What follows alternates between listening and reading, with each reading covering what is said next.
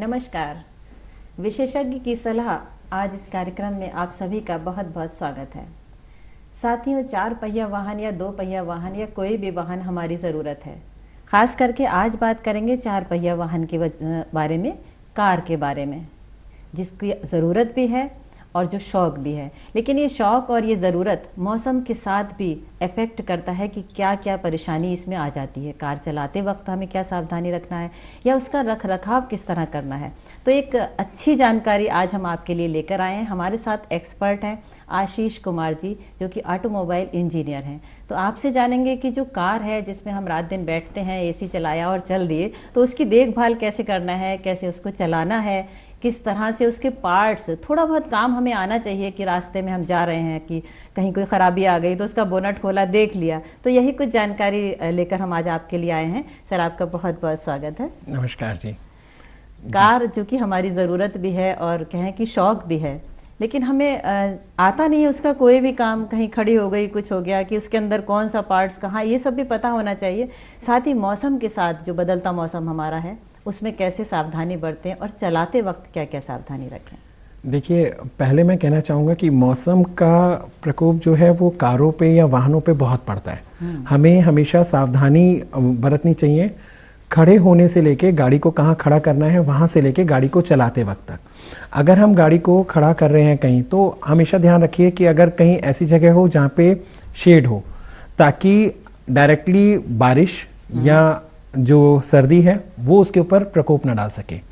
रबड़ के जो आइटम्स होते हैं वो हार्ड हो जाते हैं, उनका काम करना थोड़ा सा मुश्किल हो जाता है। अगर बारिश के समय में आपकी गाड़ी कहीं बाहर खड़ी है बिना शेड के और ओले अगर पड़े, तो वो ओलों के चक्कर में जो आगे की विंडशील्ड होती है वो उसका नुकसान हो सकता है, पीछे का ग्लास टूट सकता है, कार पे डेंट्स पड़ सकते हैं, जो कि हमारे लिए ही मुश्किल करेंगे या हमारी जेब में से पैसा खर्च करवाएंगे। और चलाते हुए में देखिए, लोग अधिकतर करते हैं कि हम गाड़ी चला रहे होते हैं, कार के जिसमें हम टायर नहीं चेंज करवाते हैं। अगर बारिश का समय है, गाड़ी उस समय सड़क पे पकड़ नहीं करती है क्योंकि मिट्टी आ जाती है, टायर और सड़क के बीच में पानी होता है। वहाँ पे हम सोचते हैं हम ब्रेक लगा लेंगे, हाई स्पीड कार चल रही होती है, आगे वाला कोई इमरजेंसी ब्रेक लगाता है, उस समय दुर्घटना के चांसेस ज़्यादा हो जाते हैं। और ऐसी चीज़ों को देखते हुए मुझे लगता है कि गाड़ियों को रख रखाव करते हुए में कभी हम ऐसी ज़मीन पर खड़ा ना करें जहाँ पे मट्टी ज़्यादा हो, ताकि बारिश के बाद वो मट्टी गीली होने के कारण कार को धंसा ले अपने अंदर, वो चीज़ ना उसमें प्रॉब्लम करे। दूसरा, गाड़ी कभी भी ऐसी जगह ना खड़ी हो जहाँ पे कोई ऊपर से पेड़ टूट के गिर जाए, कोई टहनी गिर जाए, जिससे गाड़ी का लॉस ना हो। तो इन सब चीज़ों, डायरेक्ट धूप का कितना असर होता है गाड़ी पे, अगर हमने कवर डाला हुआ भी है तो? देखिए, डायरेक्टली धूप किसी भी चीज़ को खराब तो करती है, क्योंकि अगर कवर डाल रखा है तो हाँ, ये है कि कवर पहले धूप को रिफ्लेक्ट करेगा, पूरी धूप को तो नहीं कर पाएगा, लेकिन आपकी कार के कलर को उड़ने से बचाएगा, कलर नहीं फेड होगा, जो उसके वाइपर की रबड़ है वो हार्ड नहीं होंगी जल्दी, और जो उसके टायर हैं उस पर डायरेक्टली इम्पैक्ट नहीं आएगा। लेकिन अगर हम कवर नहीं डालते हैं तो ये जो भी कुछ है वो कार के ऊपर डायरेक्टली अपना प्रभाव डाल रहा है। इसके कारण कार का जो कलर है वो सबसे पहले फेड आउट होता है। हम लोगों को लगता है कि हम बाद में कहीं सर्विस सेंटर जाते हैं, वो बोलते हैं कि रबिंग करवा लो इसको और कलर में शाइन आ जाएगा, तो उसके कारण हम बाद में किसी और माध्यम से उसकी चमक को लौटाने की कोशिश करते हैं, लेकिन शुरुआत में तो हमने उस चीज़ को खुद ही खराब किया है। तो धूप से बचाने के लिए भी देखिए, मैंने इसीलिए बोला ना कि शेड के नीचे जितना पॉसिबल हो सके गाड़ी खड़ी करें या पेड़ के नीचे खड़ी करें, लेकिन बरसात में तो बिल्कुल नहीं। पेड़ के नीचे कहीं अगर टहनी टूटी या कुछ हुआ तो मुश्किल होगी। गाड़ी से हम लोग कहीं जा रहे हैं और पिछले दिनों जैसा कि बारिश बहुत हुई थी, तो जाते समय पानी भरा मिल गया तो सावधानी क्या बरतें? उस टाइम रुक जाएं या तेज चलाएं, क्या क्या करना चाहिए? नहीं, गाड़ी कभी भी पानी में तेज गति से लेके जाना मना है। कभी भी हमें गाड़ी को तेज गति से पानी के अंदर नहीं करना चाहिए कि हम कोशिश करें उसको कि गाड़ी के अंदर पार कर जाएगी पानी को, नहीं, ऐसा नहीं है। क्योंकि पानी की अपनी प्रतिरोधक क्षमता है, वो गाड़ी पे उतनी तेजी से फोर्स डालेगा, गाड़ी का बम्पर डैमेज करेगा, गाड़ी के आगे के पार्ट्स डैमेज करेगा, प्लस वो गाड़ी के विंडशील्ड पे उछल के आएगा पानी। आपकी गाड़ी से जो पानी दाएं बाएं हटेगा वो दूसरे चलते हुए वाहन के ऊपर भी जाएगा। दूसरा नुकसान ये होता है कि उस समय एक्वाप्लानिंग की सबसे ज़्यादा संभावना रहती है, क्योंकि गाड़ी के इस समय टायर जो थे वो सड़क को पकड़े हुए थे, लेकिन अब सड़क पे पानी का बहाव ज़्यादा है या पानी अब ज़्यादा हो गया, तो टायर के नीचे इस समय सबसे ज़्यादा पानी आ गया। अब आपकी गाड़ी अनियंत्रित होके किसी भी तरफ जा सकती है, कोई भी अलग डायरेक्शन पकड़ सकती है। उसी समय जो दूसरा पॉसिबल कॉज होता है कि वो ब्रेक्स, ब्रेक के साथ भी तो पानी चल ही रहा है ना। अगर आप कहीं पानी में ब्रेक लगाने की कोशिश करेंगे तो जल्दी पकड़ नहीं बनेगी गाड़ी की, और वो हर स्थिति में आपके लिए घातक होगा। तो कभी भी अगर गाड़ी को वहां से निकालना है, पानी जहां कहीं भरा हुआ है, पहले 3-4 चीज़ों को देख लें कि पानी लगभग कितना गहरा है। एक अंदाज़ा लगा लें कि पानी का गहराई कितनी है। अगर पानी ज़्यादा आपको लग रहा है कि गाड़ी के पहिए डूब जाएंगे उसमें, तो आप गाड़ी वहाँ से ना निकालें। किसी बड़ी गाड़ी को वहाँ से गुजरने दें, इससे आपको गाड़ी के उस पानी का पता चल जाएगा जो इसमें आप घुसने वाले हैं कि कितना है, ताकि आपकी गाड़ी ना तैरे उसमें नाव की तरह। दूसरा आपके लिए जो सबसे ज़्यादा ईजी रहेगा वो ये कि गाड़ी को 1 नंबर गियर में डाल के, फर्स्ट गियर में डाल के हल्के हल्के क्रॉलिंग करते हुए लेके जाएं। उसमें कोई भी तरह से ये संभावना ना लें आप कि गाड़ी को मैं हाई स्पीड करूंगा तो गाड़ी मेरी सेफ रहेगी या पानी को काट देगी। आप 1 नंबर गियर पे गाड़ी डालें, फर्स्ट गियर में गाड़ी आराम से चलेगी, नॉर्मली बिना किसी रुकावट के आप उसको पार कर जाएंगे। और अगर कहीं आपको संशय होता है कि गाड़ी में पानी अंदर आ चुका है या किसी भी गाड़ी से कारण से गाड़ी अगर बंद हो गई है, तो आप अब उस गाड़ी को स्टार्ट ना करें। अच्छा, बेहतर होगा कि वो गाड़ी अगर वहां बंद हो गई है, किसी भी अन्य मदद से, चाहे तो उसको धक्का लगवा के या क्रेन से खिंचवा के उस गाड़ी को वर्कशॉप तक पहुंचवाएं, लेकिन उस गाड़ी को स्टार्ट ना करें। अगर गाड़ी पानी में बंद हुई है, वो भी पानी जाने के कारण, तो इसका तो आपको सबसे ज्यादा महत्व करना होगा। अगर आप इस चीज का ध्यान नहीं देंगे तो काफी महंगा नुकसान कर बैठेंगे, इंजन भी खराब हो जाता है। अच्छा, ये कैसे पता चलेगा कि पानी इंजन तक पहुंच गया, गाड़ी अपने आप बंद हो जाएगी अगर ज़्यादा पानी है तब? अगर ज़्यादा पानी है तो देखिए, पहली चीज़ तो जैसे हमारी नाक होती है वैसे ही गाड़ी के अंदर एयर फिल्टर बॉडी होती है। एयर फिल्टर से ही हवा अंदर जा रही होती है गाड़ी में, जो कि इंजन के अंदर जाती है, और इंजन के अंदर हवा और तेल का मिक्सचर जलता है। लेकिन अब उस हवा के साथ साथ पानी भी चला गया है। चाहे आपने तेजी से गाड़ी को पानी के अंदर करा था तब उसकी छींटों के कारण, या आगे जाने वाली कोई गाड़ी थी उसने तेजी से छींटों उड़ाए इसके कारण, या आपकी गाड़ी के ऊपर बोनट तक पानी आ गया इस कारण। लेकिन इसीलिए आपने देखा होगा जो ऑफ रोडिंग करते हैं व्हीकल्स, जो बड़े बड़े व्हीकल्स होते हैं, वो जो ऑफ रोडिंग पे जाते हैं वो लोग क्या करते हैं कि अलग से साइलेंसर जैसा बाहर लगा लेते हैं ताकि वहां से वो एयर इनटेक लेते रहे। एक्चुअली वो साइलेंसर नहीं होता, वो एयर इनटेक होता है। उनका एयर इनटेक वहां ऊपर होने के कारण उनकी अब गाड़ी की हाइट बढ़ चुकी है, क्योंकि जैसे आदमी के अंदर नाक से अगर पानी चला जाए तो आदमी जैसे मर जाता है, वही चीज हमारी गाड़ियों के साथ है कि अगर एयर फिल्टर के साथ पानी चला जाए तो गाड़ी खराब। अच्छा, तो ये सारी सावधानी, हाँ, इसलिए ये सावधानी तो सबसे ज्यादा बरतनी चाहिए कि किसी भी तरह से बोनट के ऊपर पानी ना आ जाए। आप सबसे अच्छा अगर आप देखना चाहें तो ये है कि आपकी गाड़ी के पहिए पूरे उसमें नहीं डूबे हैं, आप वहां तक तो गाड़ी निकाल लीजिए। अगर लेकिन आपकी गाड़ी का पूरा पहिया पानी में डूब रहा है, आप वहां से गाड़ी ना लेके जाएं। ये एक अच्छी पहचान है। अदरवाइज आप किसी ऊंची गाड़ी को जाने दीजिए, वो आपको अपने आप बता देगी कि रोड, और अगर कोई अनजाना रास्ता है ना, वहां से आप गाड़ी ना लेके जाएं, क्योंकि भारत में थोड़ा सा ऐसा होता है कि कहीं ना कहीं गड्ढे होते हैं, हमें नहीं मालूम कि हम अभी अनजाने उसमें चल रहे थे सड़क पे और वहां गड्ढा था और वहां पे टायर ज्यादा गहराई में चला गया। हमारा जो बदलता मौसम है कि बरसात, जाड़ा, गर्मी, तो क्या ये ज़रूरी है कि बरसात आने से पहले या ठंड आने से पहले कुछ पार्ट्स चेंज करा लेना चाहिए गाड़ी के? बिल्कुल, ये बिल्कुल ज़रूरी है कि हमें गाड़ी बरसात हो या जाड़ा हो या गर्मी हो, हमें हमेशा कुछ पार्ट्स का ध्यान रखना चाहिए, जिसमें है टायर, वाइपर और ब्रेक्स। यही तीनों चीज़ें हैं जो आपकी ज़िंदगी को बचाने के लिए काफ़ी मददगार होगी, क्योंकि टायर्स जो गाड़ी को पकड़ कर आ रहे हैं सड़क से, ब्रेक जो गाड़ी को किसी भी मुश्किल परिस्थिति में रोकने के लिए हैं, और वाइपर इसलिए कि आप सामने देख सकें। अगर आपको विंडशील्ड से सामने दिखाई नहीं दे रहा है, क्लियरिटी नहीं है, आपको पता नहीं चल रहा है कि आप किस वाहन के पीछे चल रहे हैं और कितनी दूरी पे चल रहे हैं, तो आपके लिए वो नुकसानदायक हो सकता है। वहाँ पे मेरे को लगता है कि हमारे को ज़्यादा सावधानी बरतनी चाहिए कि टायर सबसे पहले सही हो हमारी गाड़ी के, जिसके कारण हमारी सड़क पे पकड़ बहुत अच्छी बनी रहे और गाड़ी आसानी से काम कर सके। हम लोग सुनते हैं कि गाड़ी का इंश्योरेंस कराना है या नहीं कराया है, कितना कारगर है ये और किस स्थिति में हम लोग ले सकते हैं इसे?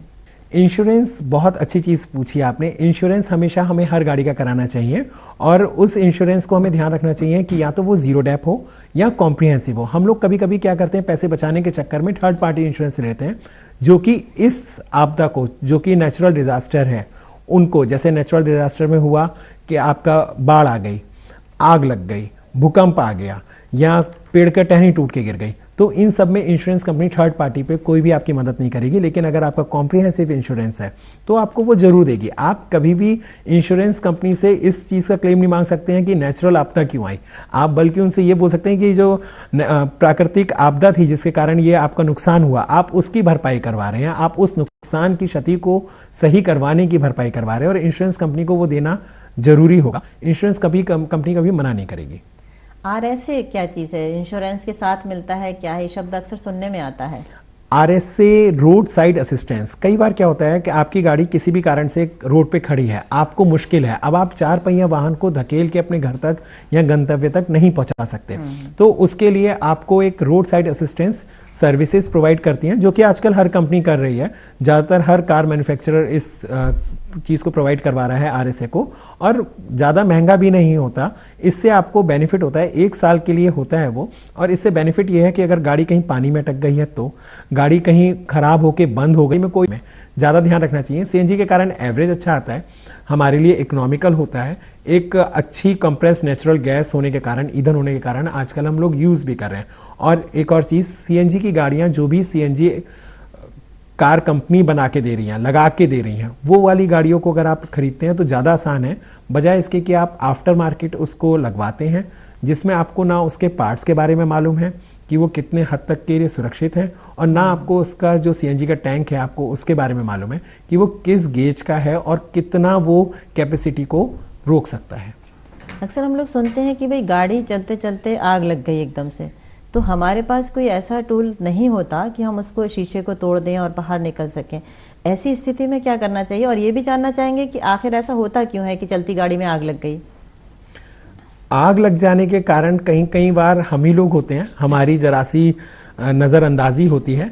जैसे कि अगर मान लीजिए किसी की कोई पीछे की गाड़ी की टेल लाइट टूटी हुई है और उसमें पानी भर रहा है, चाहे वो वॉशिंग के समय का था या बारिश के समय का था, लोग अधिकतर उस गाड़ी में जो क्रैक आया होता है टेल लाइट में, हेडलाइट में, कहीं से भी जिसमें पानी भर रहा है, वो उसी गाड़ी को चलाते रहते हैं, जिसके कारण कहीं ना कहीं वायरिंग शॉर्ट हो जाती है। या वो अपनी गाड़ी के अंदर ऐसी बहुत सारी इक्विपमेंट्स फिट करवा लेते हैं या एसेसरीज फिट करवा लेते हैं आफ्टर मार्केट जाके भी, जिसके कारण वो वायरिंग को कट कर देते हैं और वो ढंग से उसको टेपिंग नहीं करते हैं। कहीं ना कहीं शॉर्ट होने के कारण भी गाड़ी में आग लग जाती है। अच्छा। तो आग लगने का कारण तो हमारा सिर्फ इस कारण ही होता है कि हमने कहीं गाड़ी की वायरिंग के साथ खिलवाड़ किया है या छेड़छाड़ करी है। हाँ, आग लगने की स्थिति में आजकल भी कंपनियां कर रही हैं, जो हमारी कार की सीट होती हैं, फ्रंट ड्राइवर सीट और पैसेंजर सीट, उसमें हैंड रेस्ट होता है। पीछे जो हेड रेस्ट है जिसपे हम अपने सर को टिकाते हैं, वो एडजस्टेबल होता है। एक्चुअली उसमें नोक दे रखी होती है, आप उस हेडरेस्ट को बाहर निकाल के, एक बटन होता है उसमें सीट पे ही, उसको दबाएंगे तो वो हेडरेस्ट बाहर आ जाएगा। उस नोक से आप किसी भी साइड के दरवाजे का शीशा तोड़ सकते हैं, आगे विंडशील्ड या पीछे का शीशे को आप नहीं तोड़ सकते हैं ऐसी स्थिति में। उसके अलावा अगर जिस गाड़ी में बकेट सीट आ रही है और आपको हेडरेस्ट ऊपर नीचे करने की या आपको हाइट एडजस्टेबल नहीं दे रखा है, तो वहां पे आप एक रेस्क्यू हैमर खरीद लीजिए और आपकी एसेसरीज का पार्ट रहेगा और आप उसको चला सकते हैं। ऐसे वक्त में आपने कहा कि सामने का शीशा और कौन सा नहीं, पीछे का शीशा, पीछे का नहीं तोड़ना है। ये दोनों टूटेंगे ही नहीं। अच्छा, एक्चुअली इसमें इन शीशों में जो होता है इसमें पन्नी लगी हुई होती है अंदर से, और ये काफी मजबूत शीशे होते हैं, क्योंकि गाड़ी का ऑल ओवर ये 45% आपको सुरक्षित करने में, या अगर गाड़ी अगर कभी रोल ओवर होती है, पलटती है, तो ये आपको उसी स्ट्रेंथ को 60% तक की स्ट्रेंथ सेव करते हैं। गाड़ी की मजबूती को इतने हद तक का ये आपको देते हैं, तो ये आसानी से नहीं टूटते। हाँ जी। साइड के शीशे आपके आसानी से टूट जाएंगे, जो भी आपके दरवाजे के होते हैं। चारों दरवाजे के शीशे पतले होते हैं, बनस्पत आप आगे और पीछे शीशे की बात करें। अच्छा, हम लोग अक्सर लापरवाही करते हैं कि एक कोई सा क्रैक पड़ा हुआ है शीशे में, आगे सामने वाला शीशा गाड़ी का, फिर भी हम उसको चला रहे हैं, क्या वो रिस्की हो सकता है? रिस्की नहीं है। अच्छा। वो रिस्की नहीं है, क्योंकि शीशे में जो क्रैक है वो चाहे धूप के कारण आया हो या किसी कारण से आया हो, चाहे हम लोग जैसे करते हैं कि हम अपनी सारी गाड़ी के शीशे बंद कर देते हैं और धूप के कारण उसमें गर्मी बनती चली जाती है, वो गर्मी या गैस कहीं ना कहीं निकलती है, तो अधिकतर देखा गया है कि हाँ, उसमें आगे का शीशे पे ही क्रैक आता है, विंडशील्ड पे जिसे कहते हैं। या आगे से कोई ट्रक चल रहा था या किसी भी कारण से गिट्टी उठ के लग गई और उसमें क्रैक आ गया। ये समय के साथ साथ क्रैक बढ़ता जाएगा, जैसे जैसे समय बीता जाएगा ये क्रैक बढ़ता जाएगा, लेकिन ये आपको ऐसा नहीं करेगा कि शीशा टूट के अंदर आ गया या आपको चलाने में कोई दिक्कत कर रहा है। हाँ, क्रैक के कारण जैसे जैसे वो बढ़ता जाएगा, आपको ये जरूर है कि आप चाहे पॉकेट से लें या इंश्योरेंस कंपनी आपको देती है नहीं देती है, ये आपको देखना होगा। अक्सर हम लोग क्या करते हैं, गाड़ी को पूरा बंद कर दिया, तो क्या हमें थोड़ा सा वेंटिलेशन के लिए शीशे को थोड़ा सा खुला रहना चाहिए जिससे कि क्रॉस वेंटिलेशन होता रहे, क्योंकि हीट से शायद शीशा टूटा, ये बताया आपने। जी, आप बिल्कुल सही कह रहे हैं कि वेंटिलेशन होना चाहिए गाड़ी के अंदर, और वेंटिलेशन के लिए डोर के ऊपर वाइजर्स लगे हुए आते हैं। कंपनी एसेसरीज में देती है डोर वाइजर्स भी, आप लगवा सकते हैं, इसको आप आफ्टर मार्केट लगवा सकते हैं। वो डोर वाइजर्स आपको एक तो बरसात के समय में भी चलाने में बहुत आसानी देंगे, और ऐसे में जब आपकी गाड़ी कहीं धूप में खड़ी है या कहीं बाहर खड़ी है, बिना शेड के खड़ी है, तो प्रॉपर वेंटिलेशन कर सकते हैं। उस समय आप लगभग 2 इंच तक के लिए अपने शीशे नीचे डाउन कर सकते हैं, ताकि क्रॉस विंड होती रहे, उसके अंदर गैस ना बने, ग्रीन हाउस, और इसके कारण आपकी गाड़ी भी सुरक्षित रहेगी, गर्म नहीं रहेगी। आजकल कुछ आपने देखा होगा, जब बरसाती सीजन होता है तब आप देखते हैं कि आगे के जो विंडशील्ड होती है उस पर कोहरा जम जाता है। कई बार आपने ये महसूस किया होगा कि कोहरा जम गया। ये क्या हुआ कि हमारा वेंटिलेशन वहां से बंद हो गया और अंदर का टेम्परेचर और बाहर के टेम्परेचर में अंतर आ गया। इसको आप कैसे सॉल्व कर सकते हैं? आपकी ही कार में ना एक सर्कुलेशन मोड दे रखा होता है और एक फ्रंट एयर का मोड दे रखा होता है। आप अगर बारिश के सीजन में चला रहे हैं, आपके सारे शीशे बंद हैं, तो आप उसको एयर सर्कुलेशन मोड को, जो अंदर की केबिन की हवा को सर्कुलेट कर रहा था, उसकी जगह आप फ्रेश एयर मोड को कन्वर्ट कर दें या ऑन कर दें। उसके बाद आप अपना एसी ऑन कर लें। अब आप देखेंगे कि आपकी गाड़ी पे वो कोहरा नहीं जम रहा है, क्योंकि तब बाहर का तापमान और अंदर का तापमान लगभग बराबर हो जाएगा। लेकिन अगर आप इसी चीज़ को सर्कुलेशन मोड पे डालेंगे, जो कि हमें सिर्फ गर्मियों के दिनों में करना चाहिए, ना कि सर्दियों के दिनों में या बरसात के दिनों में, तो आपके लिए ज़्यादा कंफर्टेबल होगा। और वेंटिलेशन हमेशा होना ज़्यादा लाजमी है। होता यह है कि हम गाड़ी तो चला रहे हैं, लेकिन हमें सारे उसके जितने फंक्शन हैं वो हम सीखने की कभी कभी कोशिश भी नहीं करते हैं। जैसा कि आपने बताया कि उसमें कि मोड लगा होता है कि फ्रेश एयर का अलग है, ये तो हम गाड़ी चला रहे हैं लेकिन हमको ये नहीं मालूम कि हमारे इसमें फंक्शन क्या है, तो ये भी जानकारी हमें लेना चाहिए। दूसरे, ब्लाइंड स्पॉट वार्निंग कहते हैं कि ये एक अच्छी चीज़ है, तो ज़रा इसके बारे में समझाइए हमें। ब्लाइंड स्पॉट वार्निंग एक बहुत अच्छी चीज़ है। आजकल की गाड़ियों में फीचर्स आ गए हैं, अब तो ये ज़्यादातर कार कंपनी देने लग गई हैं। पहले तो महंगी गाड़ियों में ही सिर्फ ये ब्लाइंड स्पॉट का फीचर आता था। एक्चुअल में मैं आपको बता दूं ब्लाइंड स्पॉट होता क्या है। हमारा जो ORVM होते हैं, आउटर रियर व्यू मिरर जिसे हम कहते हैं, जिससे हम साइड देख सकते हैं अपने, उन मिरर्स में भी कुछ एक हद तक ही हम एक एंगल तक ही पीछे से आने वाले वाहनों को देख पाते हैं। हमें नहीं दिखते वो वाहन जो हमारे बिल्कुल करीब चल रहे हैं, लेकिन हमें दिखाई नहीं दे रहे हैं क्योंकि वो हमारे ब्लाइंड स्पॉट में हैं। तो उन्हीं चीज़ को बचाने के लिए, अपने वाहन को और प्लस वो पीछे से आते हुए वाहन को सुरक्षित करने के लिए आजकल कंपनियों ने ब्लाइंड स्पॉट के सेंसर्स दे दिए हैं, जो कि आपके ORVM में ही अब लगे हुए आते हैं। इसके कारण उस कैमरा सेंस करता है आपके पीछे कौन सा वाहन कितने करीब चल रहा है और आपको वो वार्न करता रहता है, और इस कारण आपकी कोई दुर्घटना ना हो, पीछे वाला वाहन भी सेफ रह सके। देखिए, आजकल जो भी चीज़ें हैं वो टेक्नोलॉजी पे डिपेंड कर रही है, और ये टेक्नोलॉजीज धीरे धीरे वहीं से आ रही है, सीख के जो हमने अपने साथ कहीं गलत किया या हमारे साथ जो गलत हुआ या जो हादसों का कारण बना। इसीलिए आजकल हम एक ADAS फीचर एक नया ले आए हैं, जो कि एडवांस ड्राइविंग असिस्टेंस सिस्टम है। वो भी एक इस तरह का फीचर है जो आपको एक सहूलियत देता है आपको गाड़ी चलाने में, एडवांस वर्जन में। लेकिन लोग आजकल उसी टेक्नोलॉजी का गलत इस्तेमाल कर रहे हैं कि वो बिल्कुल स्टीयरिंग छोड़ के ही बैठ जाते हैं। वो बोलते हैं हमारा तो ये ADAS ही गाड़ी को लेके चलेगा। तो ऐसा नहीं है। टेक्नोलॉजी आपको सिर्फ उस हद तक के लिए दी गई है कि आप उससे अपने आप को सेव कर सकें, उसके ऊपर पूरा निर्भर हो, ऐसा कहीं उचित तो नहीं है। आपने कहा कि जो छोटा सा शीशा लगा होता है, कंपनीज इसको लगाकर अभी भी नहीं दे रही हैं। जो साइड मिरर है वो नॉर्मल मिरर लग रहा है, तो इसको कंपनी के साथ आना चाहिए या हम इसको बाहर से लगवा लें? नहीं, छोटा सा शीशा नहीं। अगर मैं इस चीज को कहूँ, वो छोटा सा शीशा तो हम लोग पार्ट ऑफ एसेसरीज लगवाते हैं। पार्ट ऑफ एसेसरीज अलग हो गया। वो ब्लाइंड स्पॉट के जो शीशे होते हैं वो अधिकतर इतना काम नहीं करते जितना कि ब्लाइंड स्पॉट के लिए कैमरा है। आजकल आउटर रियर व्यू मिरर में जो हमारे साइड मिरर्स होते हैं उसमें कैमरा भी आ गया, जिसके कारण जब आप गाड़ी टर्न कर रहे होंगे, खासतौर से लेफ्ट या राइट, तो वो एकदम से आपका जो अंदर इंस्ट्रूमेंट है, यहाँ जो आपका स्क्रीन है जो कि इंफोटेनमेंट की, उसके अंदर आपको पीछे से आने वाले वाहन के बारे में सारी जानकारी दे देंगे, जो कि आपको गाड़ी नहीं दिख रही थी। कैमरे को, क्योंकि वो इस एंगल तक होता है, कैमरे को वो गाड़ी दिख रही होगी और वो आपको टर्न नहीं करने देंगी। कुछ बड़ी गाड़ियां तो, या कुछ बड़े मैन्युफैक्चरर्स या जो महंगी गाड़ियां हैं, वो तो इतना हद तक भी कर देंगे कि आपका स्टीयरिंग वाइब्रेट करने लग जाएगा, लेकिन वो आपको गाड़ी को टर्न करने की इजाजत नहीं देगा। इससे आप एहसास कर सकेंगे कि हाँ, मेरे पीछे कोई गाड़ी है जो कि मुझे नहीं दिख रही है, लेकिन इस गाड़ी को पता चल गया। अच्छा, कोहरे में गाड़ी चलाना बड़ा मुश्किल हो जाता है, क्योंकि विंटर्स जैसे जैसे आते हैं परेशानी लगती है कि भाई नहीं रात में नहीं जाएंगे, कोहरा ज़्यादा है, तो कोहरे का क्या इंतजाम होना चाहिए गाड़ी चलाने में? देखिए, पुराने ज़माने में ना हम लोग जब गाड़ियाँ चलाते थे, आपने देखा होगा स्कूटर पे भी या हम कोई भी मोटरसाइकिल चलाते थे तो एक येलो कलर की पन्नी लगा लेते थे। आजकल हर कार कंपनी या हर कार निर्माता या जितने भी हम लोग देख रहे हैं वो LED लाइट दे रहे हैं। कोहरा खुद सफ़ेद कलर का है, LED लाइट भी सफ़ेद कलर की है, वो उसी में घुल मिल जाती है। इसीलिए अगर देखिएगा कभी हजार्ड लाइट जल रही होती हैं, चारों इंडिकेटर्स जिसमें कहते हैं कि ऑन हो जाते हैं, जिसके कारण हमें पता चल जाता है कि गाड़ी कोई आगे चल रही है। कोहरे में गाड़ी हल्की ही चलाएं, चारों इंडिकेटर ऑन कर लें ताकि आप सुरक्षित रहें।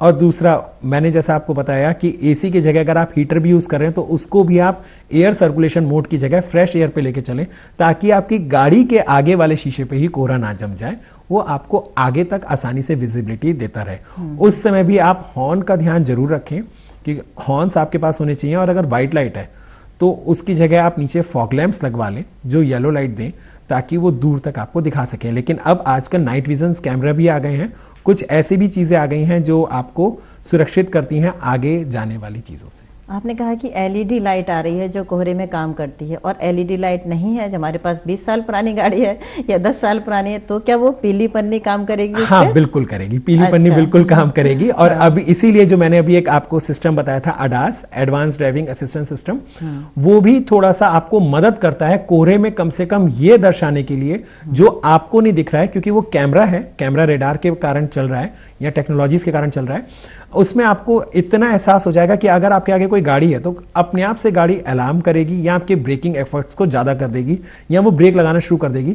जब तक आप अपनी आंखों से उधर देख पाएंगे कि हाँ गाड़ी किसी गाड़ी के पीछे चल रही थी, तब तक ADAS का कैमरा जो है वो आपको सुरक्षित। अच्छा, एक और चीज चल रही है ना कि हम लोग स्टीयरिंग के ऊपर एक छोटा सा पार्ट लगा लेते हैं कि हमको ऐसे ना करना पड़े, सीधा उसको ऐसे ऐसे घुमाते रहें, मतलब आलस। तो क्या वो लगाना नहीं, नहीं नहीं, वो बिल्कुल नहीं लगाना चाहिए।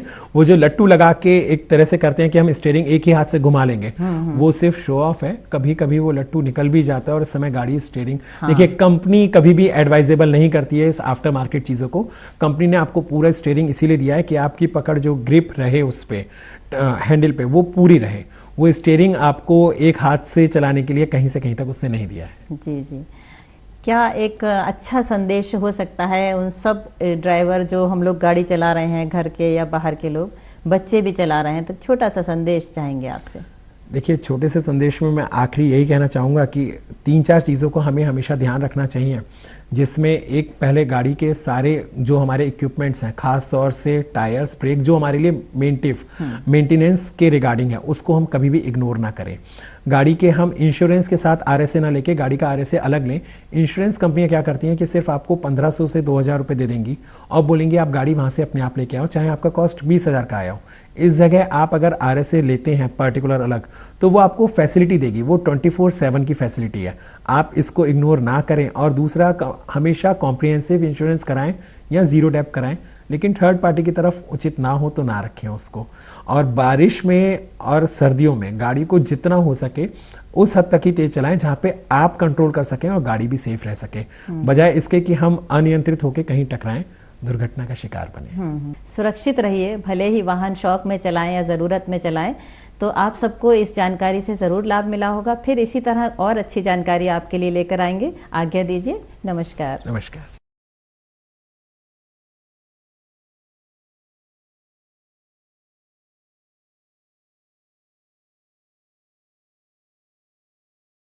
हर पल यहाँ जोखिम, हर मोड़ पे धोखे, इस दुनिया का ये कोड है, हैकर से कैसे बचोगे।